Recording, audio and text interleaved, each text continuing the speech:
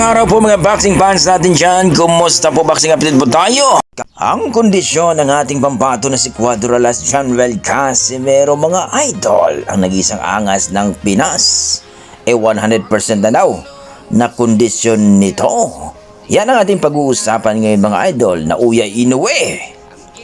Si Casimero na ang mukhang bibig niya. Gusto niyang kalabanin ito pagkatapos ng kanyang laban dito kay Nakatani. Yan ang ating pag-uusapan mga idol. Pero kung bago kayo sa ating YouTube channel, baka pwede makahingi ng isang like, subscribe at pakipindot na rin ang ating notification bell mga idol.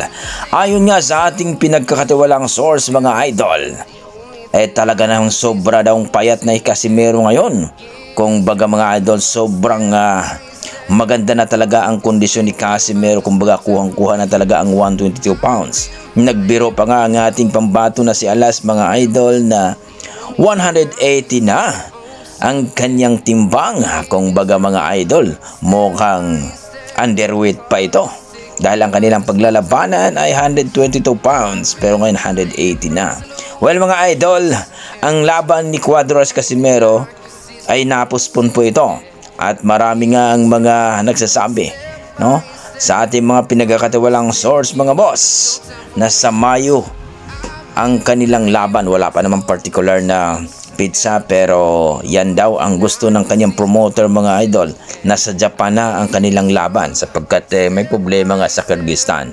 So talagang natuwa naman ang ating mga boxing fans na sa Mayo na ang kanyang laban dahil talagang napaka-excited na itong panoorin, lalong-lalo na ang makakalaban niya ay hindi rin basta-basta na kalaban na si Luis Pantera Neri, ang assassin ng Mexico mga idol. Ayon sa ating mga boxing fans, pag itong si Luis Neri daw ay makipagsabayan daw kay Cuadro Alas Casimero, sigurado daw talaga yabuang sabaw. Kung baga may gagapang daw dito at sigurado daw talaga na kapag matamaan ito sa lip hook ni Cuadro Alas Casimero, matulad daw ito kay Saul Sanchez at ni Tom na talaga namang siguradong TKO ang abutin.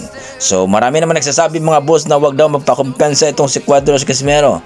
Kahit nakita daw natin na malakas ito at kondisyon na daw talaga, hindi pa rin daw ito magpakumpiyansa. Siguraduhin daw talaga na hindi aabot daw sa desisyon ang laban dahil kung aabot daw tayo sa desisyon, sigurado daw na matatalo si Cuadro Alas Casimero. Sa kabilang banda mga idol, mukhang bibig na ni Uya Inoue mga idol na gusto niyang kalabanin itong si Cuadro Alas Casimero pagkatapos ng laban niya kay Nakatani. Dahil aakyat na daw itong si Inoue sa featherweight division.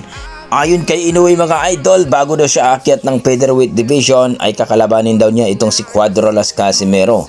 Lalong-lalo na daw kung manalo dito kay Luis Neri kung TKO daw para mas maganda daw ang sagupaan daw nila. So matutupad na nga daw ang laban ni Casimero versus na Uya Inoue, ang monster kono ng Japan mga idol. Kung mangyari yan mga idol, sigurado talaga namang ito ang inaabangan ng lahat. Casimero versus na Uya Inoue. So marami nagsasabi na mahistory na itong si Inoue na knockdown na dito kay Neri at Cardenas. So baka daw pag ma-sit up daw o maayos ang pag-sit up ni Cuadro Alas Casimero sa kanyang lip hook, baka makatulog daw itong si na Uya Inoue kay Casimero. So kayo mga idol, ang nasasabi nyo dito sa kondisyon ni Cuadro Alas Casimero na 100% kondisyon na ito at itong si na Uya Inoue na gusto ng kalabanin si Cuadro Alas Casimero kapag tapos ng laban niya kay Nakatani. So kayo mga idol, ano masasabi nyo dito sa sinabi ni na Uya Inoue? Please comment down below mga idol para ating pag-usapan. Hanggang dito lang ako. Maraming salamat. 100 timbang 180.